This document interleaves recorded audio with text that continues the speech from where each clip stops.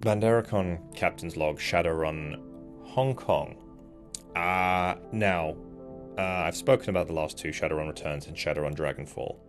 In my opinions, in terms of quality, this one is the middle child, with Returns being the first but the least, and Dragonfall being the middle but the most.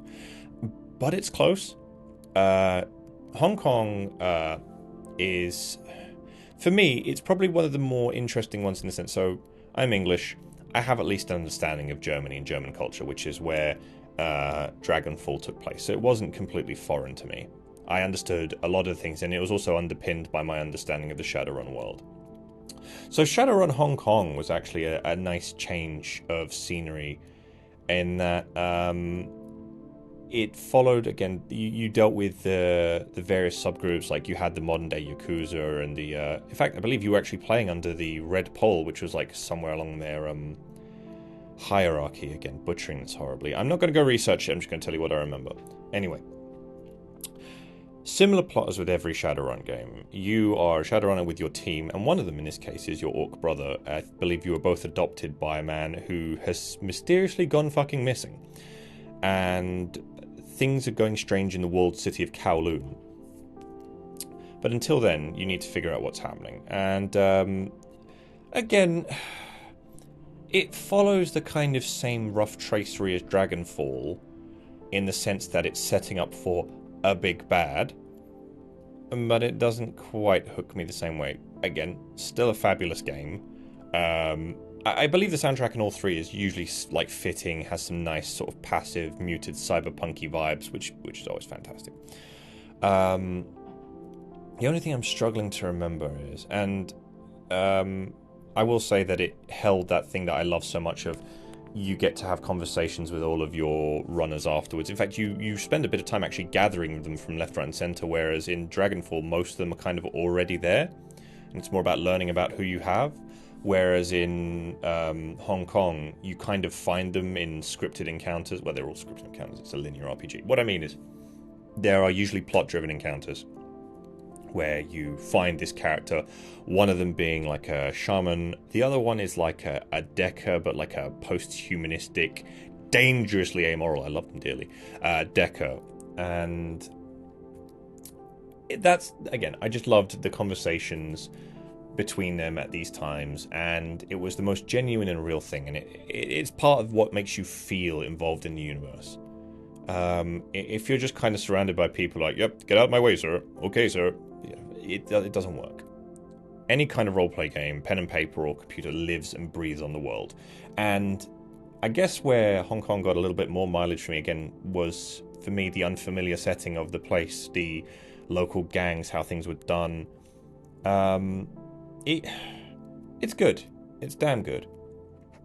I mean, the end boss, which, as I remember it, was a kind of another outsider, but not quite as bad as the horrors.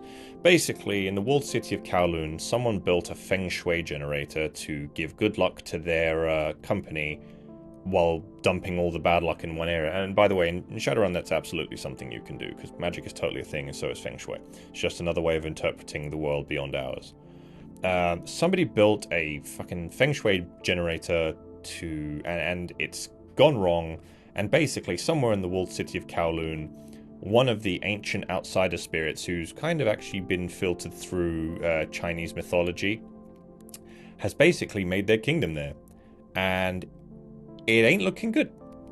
And end game, I'm quite happy to spoil this because I didn't think it was nearly as good, is that you go in there, and depending on, kind of like the Mass Effect 2, depending on if you got all the parts of the Normandy, depends how good your adventure goes, and you several ways of ending the encounter.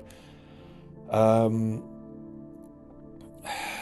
feel like I have the least to say about this because it's Shadowrun, okay? I've just spent 2 other episodes expounding on it, but it's the same formula.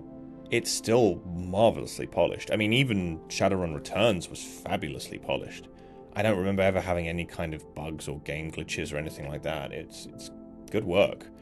The people who did this know their stuff. All 3 episodes have been just wonderfully done, but I can't really tell you anything about Hong Kong that I haven't already. The characters are great, the dialogue is fantastic.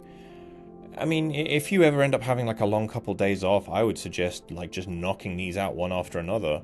I think that's kind of what I did when I had the time. When did I play this? 2020? Shit.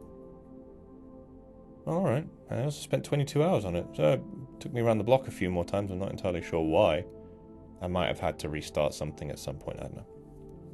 I'm free-falling here. Listen, if you've listened to the first two parts, you understand where I'm getting with this. Go play the game. Or if not, do the thing I can't do. Go and play some Shadowrun with some people you know. I'd absolutely love to get on a D&D game somewhere. It's been years. I just don't have the time anymore. And now I'm looking at this, I'm getting nostalgic as all fuck. Because it's just such a good game.